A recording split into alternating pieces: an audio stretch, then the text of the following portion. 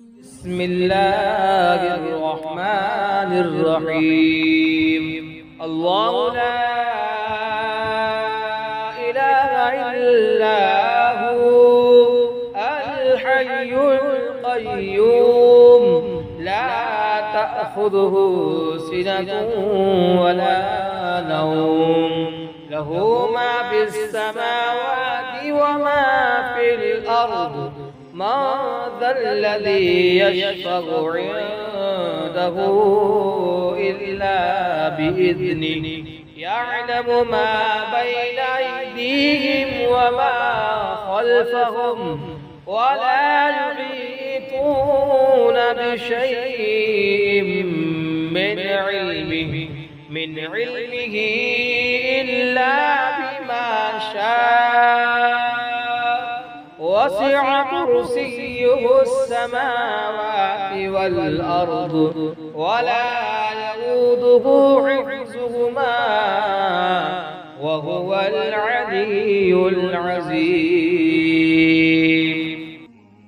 بسم الله الرحمن الرحيم. ياسين والقرآن الحكيم إنك لمن المرسلين على صراط مستقيم تنزيل العزيز الرحيم لتنذر قوما ما أنذر آباؤهم فهم غافلون لقد حق القول على أكثرهم فهم لا يؤمنون إنا جعلنا في أعناقهم أغلالا فهي إلى الأذقان فهم مقمحون وجعلنا من بين أيديهم سدا ومن خلفهم سدا فأغشيناهم فهم لا يبصرون وسواء عليهم أنذرتهم أم لم تنذرهم لا يؤمنون إنما تنذر من اتبع الذكر وخشي الرحمن بالغيب فبشره بمغفرة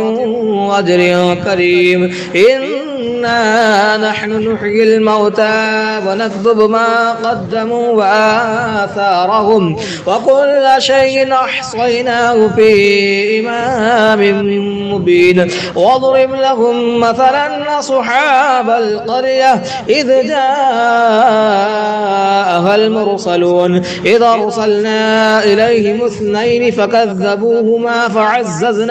فعززنا بثالث فقالوا إنا إليكم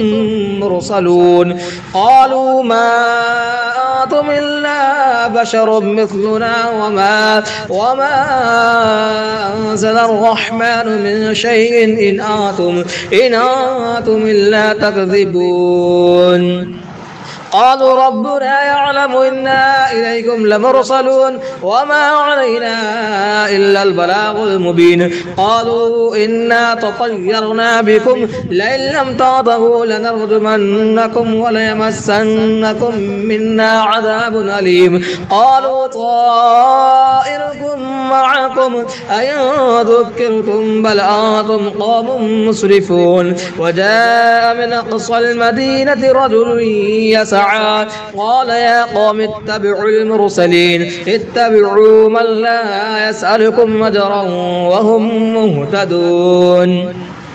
وما لي لا أعبد الذي فطرني وإليه ترجعون أتخذ من دونه آلهة إن يردني الرحمن بضر لا تغن عني شفاعتهم شيئا ولا ينقذون. إني إذا لفي ضلال مبين. إني آمنت بربكم فاسمعون. قيل ادخل الجنة قال يا ليت قومي يعلمون بما غفر لي ربي وجعلني من المكرمين. وما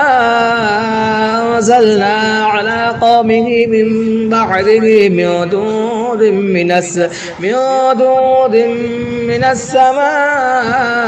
وما كنا مرسلين إن كانت إلا صيحة واحدة فإذا هم خامدون يا حسرة على العباد ما يأتيهم من رسول إلا كانوا به يستهزئون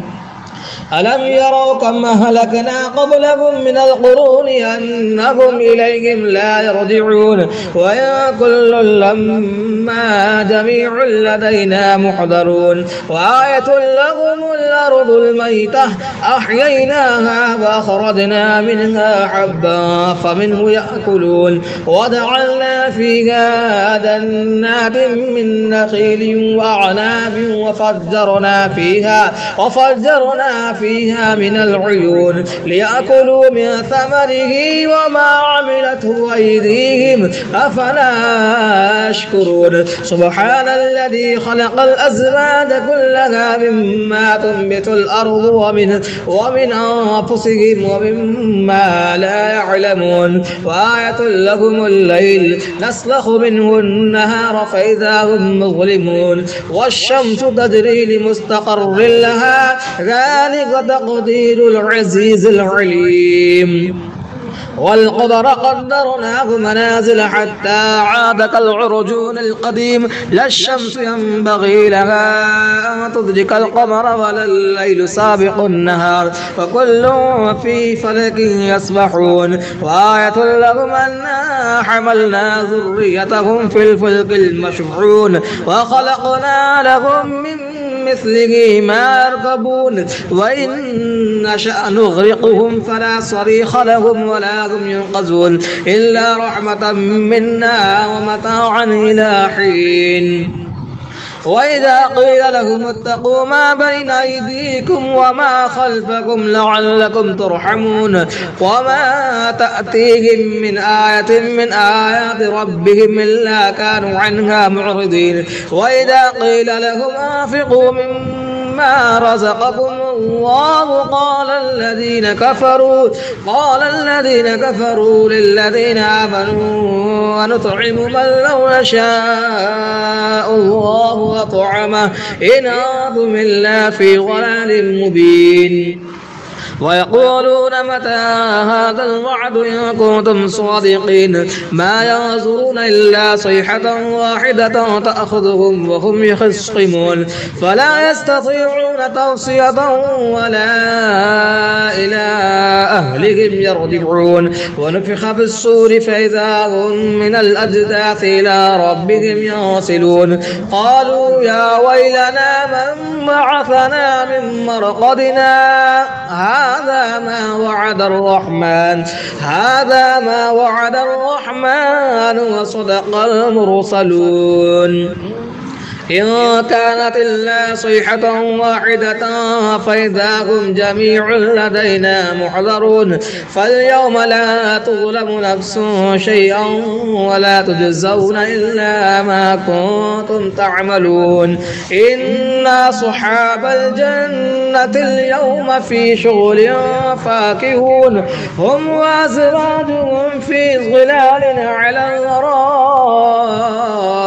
متكئون لهم فيها فاكهة ولهم ما يدعون سلام قولا من رب رحيم وامتاز اليوم أيها المجرمون ألم أعهد إليكم يا بني آدم ألا تعبدوا الشيطان إنه لكم عدو مبين وأن اعبدوني هذا صراط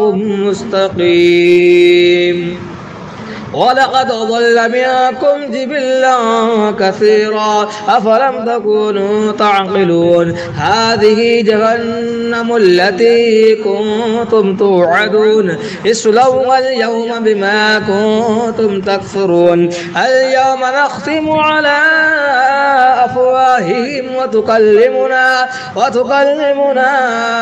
أيديهم وتشهد أرجلهم بما كانوا يكسبون ولو ولو نشاء لطمسنا على أعينهم فاستبقوا الصراط فأنى يبصرون ولو نشاء لمسخناهم على مكانتهم فما استطاعوا مضيا ولا يرجعون ومن نعمره ننكسه في الخلق أفلا يعقلون وما علمناه الشعر وما ينبغي له إن هو إلا ذكر وقرآن مبين لينذر ما كان حيا ويحق القول على الكافرين أولم يروا أنا خلقنا لهم مما عملت أيدينا أنعاما فهم لها مالكون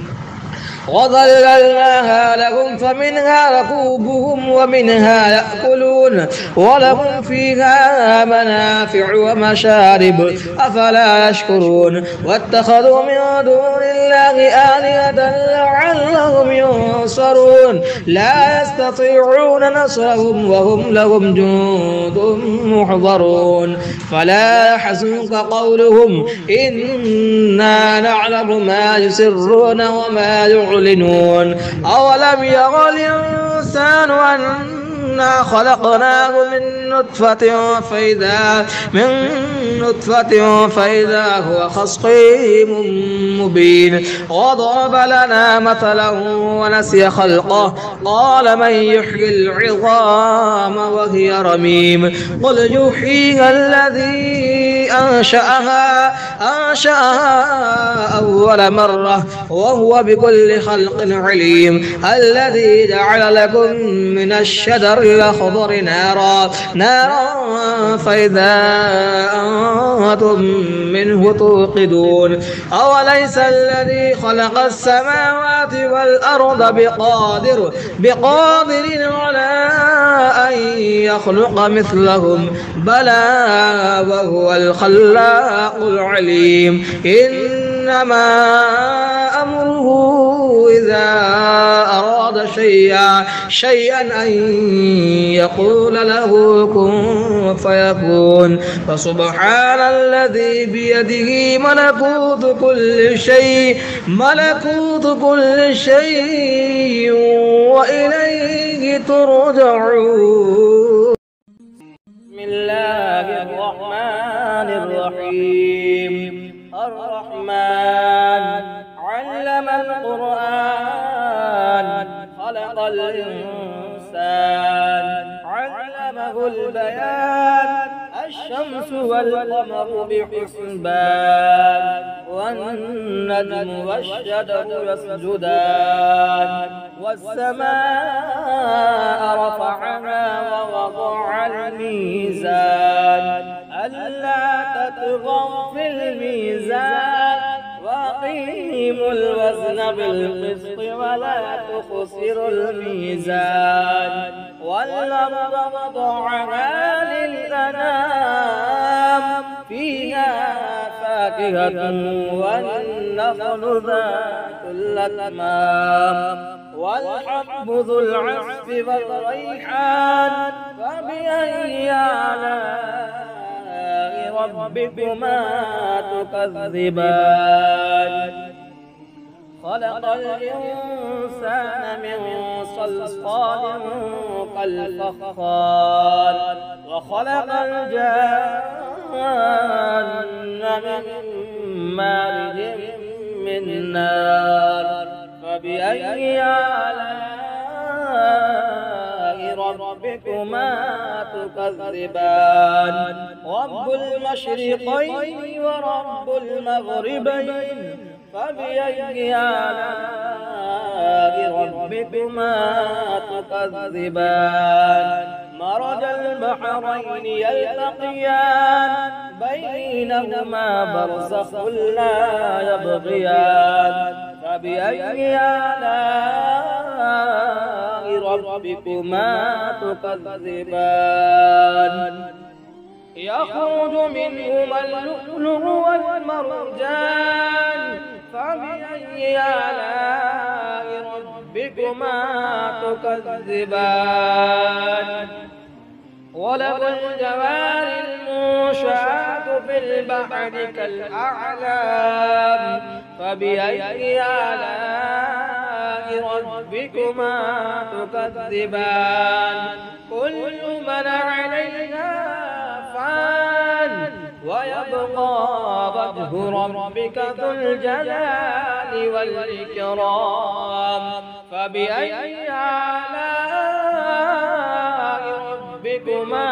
تكذبان يسأله ما في السماوات والأرض كل يوم هو في شأن فبأي آلاء ربكما تكذبان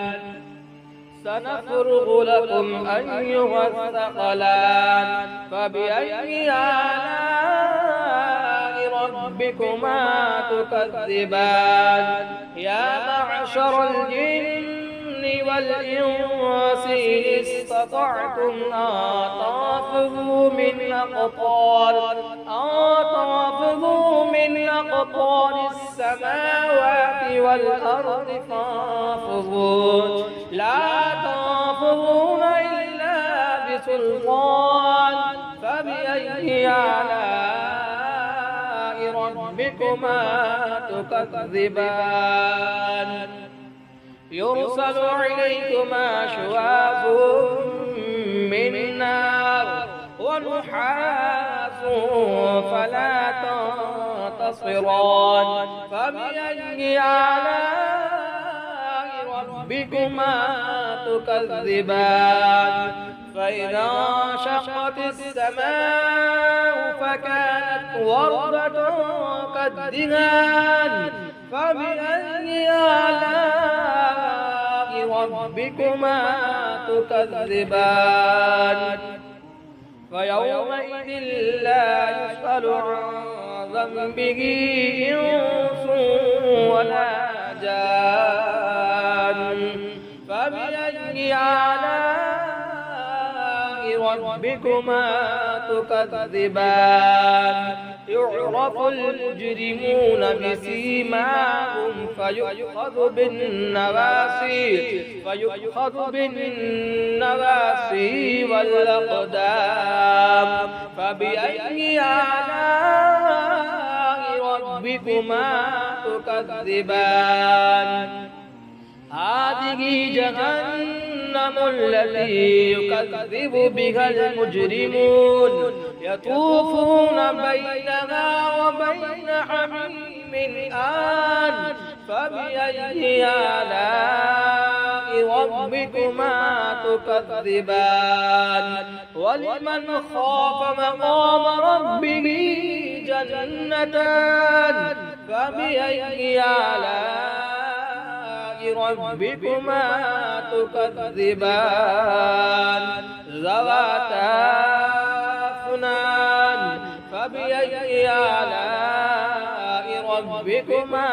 تكذبان فيهما عينان تجريان فبأي آلاء ربكما تكذبان فيهما من كل فاكهة زوجان فبأي آلاء ربكما تكذبان متكئين على فرش بطائنها من استبرق وجنى الجنتين دان فبأي آلاء ربكما تكذبان فيهن قاصرات الطرف لم يطمثهن إنس قبلهم ولا جان فبأي آلاء ربكما تكذبان كأنهن الياقوت والمرجان فبأي آلاء ربكما تكذبان هل جزاء الإحسان إلا الإحسان فبأي آلاء ربكما تكذبان ومن دونهما جنتان فبأي آلاء ربكما تكذبان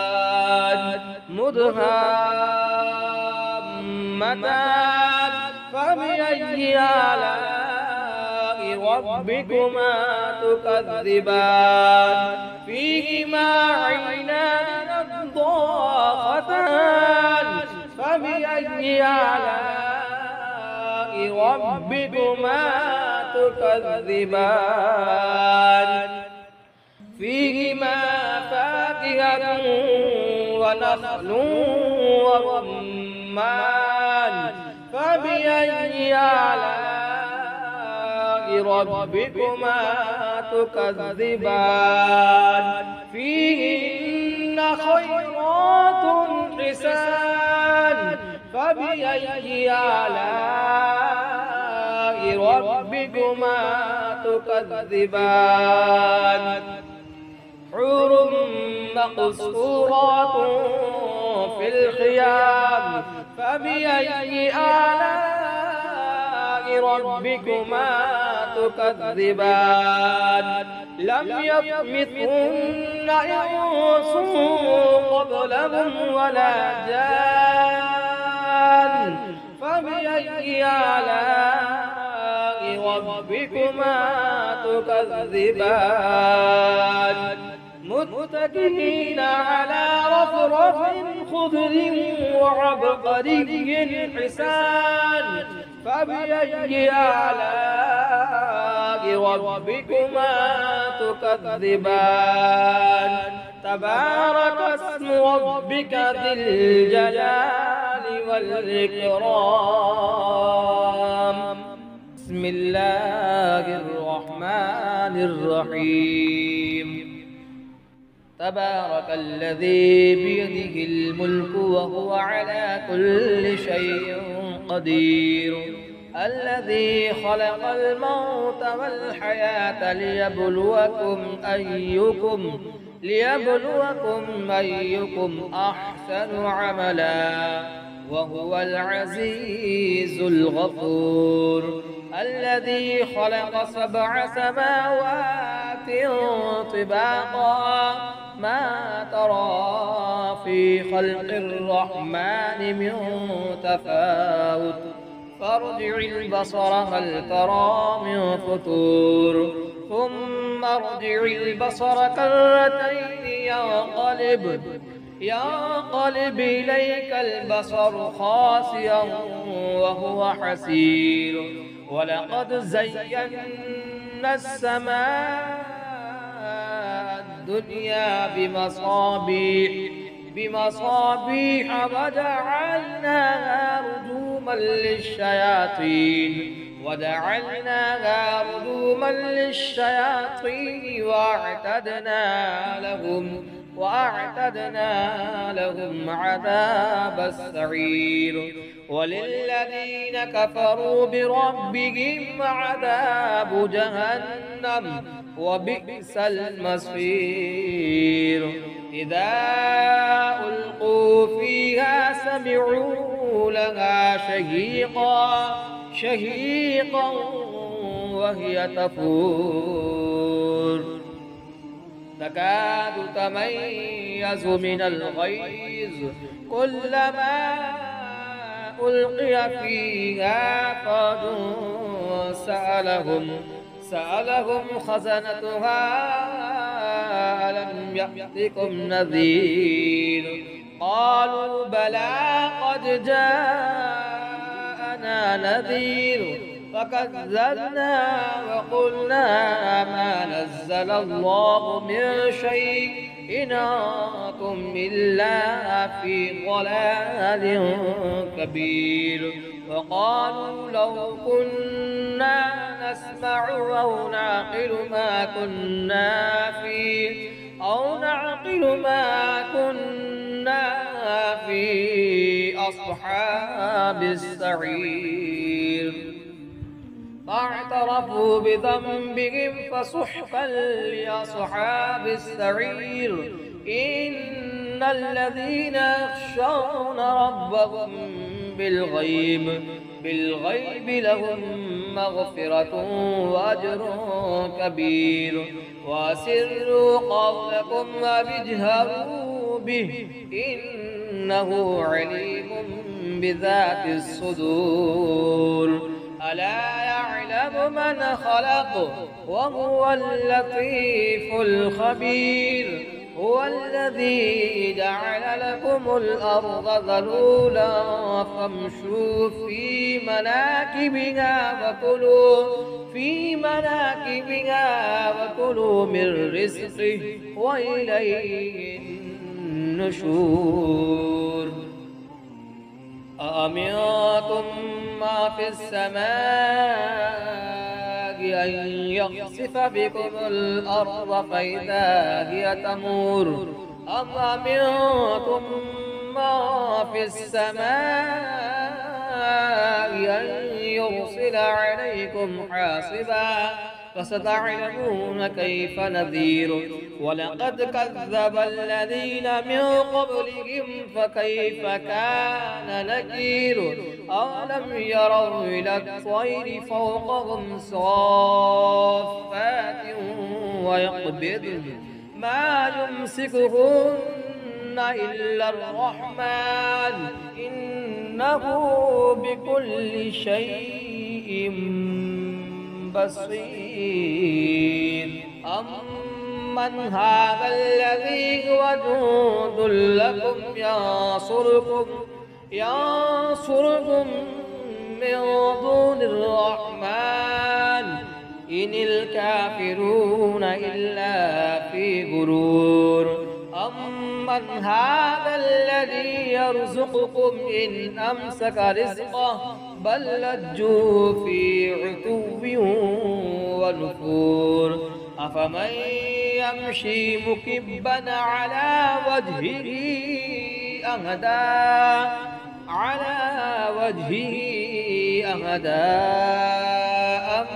أمن يمشي سويا على صراط مستقيم قل هو الذي أنشأكم وجعل لكم السمع والأبصار والأفئدة قليلا ما تشكرون قل هو الذي ذراكم في الأرض وإليه تحشرون ويقولون متى هذا الوعد إن كنتم صادقين قل إنما العلم عند الله وإنما أنا نذير مبين فلما رأوا زلفة سيئت وجوه الذين كفروا وقيل هذا الذي كنتم به تدعون قل أرأيتم إن أهلكني الله ومن معي أو رحمنا فمن يجير الكافرين من عذاب أليم قل هو الرحمن آمنا به وعليه توكلنا فستعلمون من هو في ضلال مبين قل أرأيتم إن أصبح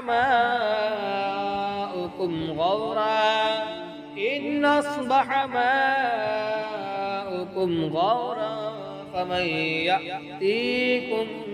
بماء مهين بسم الله الرحمن الرحيم إذا وقعت الواقعة ليس لوقعتها كاذبة خافضة رافعة إذا رجت الأرض رجا وبست الجبال بسا فكانت هباء منبثا وكنتم أزواجا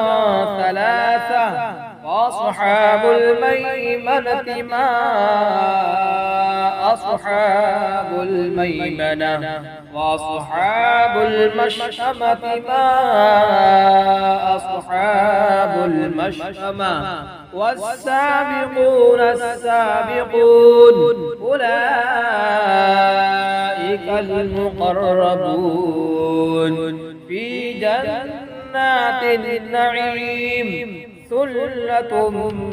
من الأولين وقليل من الآخرين على سرر موضونة متكئين عليها متقابلين يطوف عليهم ولدان مخلدون بأكواب وأباريق وكأس من معين لا يصدعون عنها ولا ينزفون وفاكهة مما يتخيرون ولحم طير مما يشتهون وحور عين كأمثال اللؤلؤ المكنون جزاء بما كانوا يعملون لا يسمعون فيها لغوا ولا تأثيما إلا قيلا سلاما سلاما وأصحاب اليمين ما أصحاب اليمين في سدر مخضود وطلح منضود وظل ممدود وماء مسكوب وفاكهة كثيرة لا مقطوعة ولا ممنوعة وفرش مرفوعة إنا أنشأناهن إنشاء فدعوناهن بكارا عربا أترابا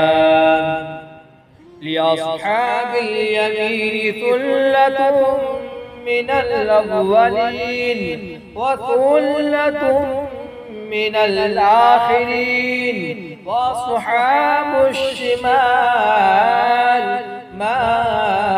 أصحاب الشمال في سموم وحميم وظل من يحموم لا بارد ولا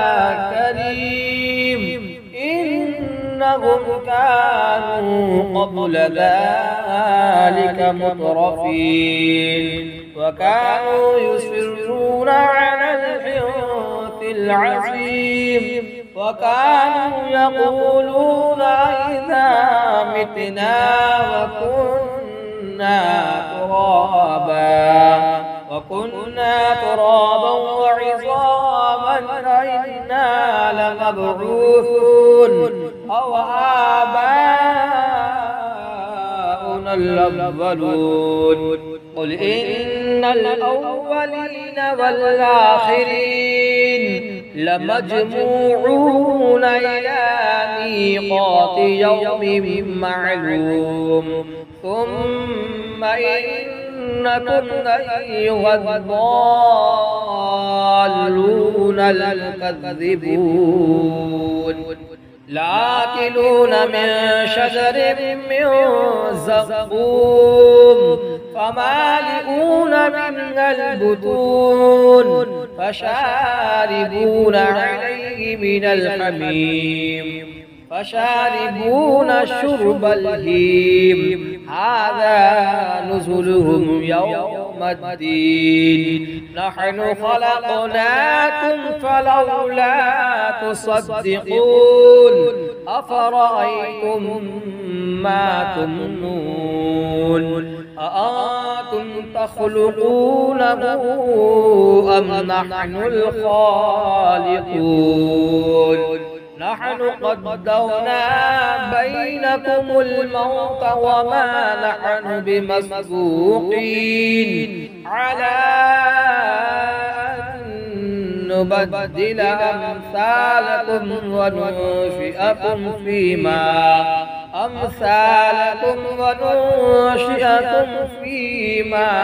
لا تعلمون ولقد علمتم النشأة الأولى فلولا تذكرون أفرأيتم ما تحرثون أأنتم تزرعونه أم نحن الزارعون لو نشاء لجعلناه حطاما فظلتم تفكهون إنا لمغرمون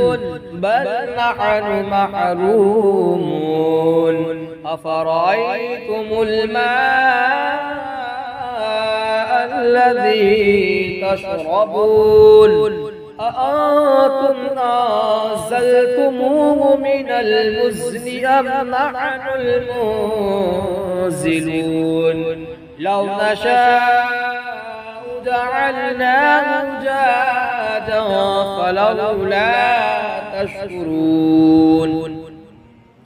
أفرأيتم النار التي تورون أأنتم أنشأتم شجرتها أم نحن المنشئون نحن جعلناها تذكرة ومتاعا للمقوين فسبح باسم ربك العظيم فلا أقسم بمواقع النجوم وإنه لقسم لو تعلمون عظيم إنه لقرآن كريم في كتاب مكنون لا يمسه إلا المطهرون تنزيل من رب العالمين